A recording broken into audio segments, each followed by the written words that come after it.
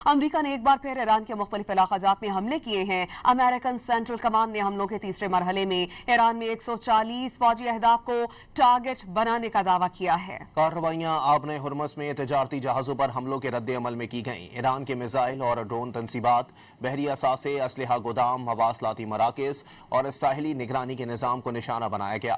3 راتوں پر مشتمل ان کارروائیوں میں مجموعی طور پر ایران میں 300 اہداف کو نشانہ بنایا گیا۔ امریکی سینٹرل کمانڈ نے دعویٰ کیا ہے کہ اس نے ایران کے خلاف 3 روز کے دوران حملوں کے تیسرے مرحلے میں تقریباً 140 ایرانی فوجی اہداف کو نشانہ بنایا ہے۔ امریکی فوج کے مطابق یہ کارروائیاں آبنائے ہرمز میں تجارتی جہازوں پر ہونے والے حملوں کے رد عمل میں کی گئیں۔ سینٹ کام کی جانب سے جاری بیان میں کہا گیا ہے کہ کارروائی کے دوران زمینی اور بحری اڈوں سے پرواز کرنے والے جنگی طیاروں، ڈرونز اور امریکی بحری جہازوں سے جدید اور انتہائی درست ہتھیار استعمال کیے گئے۔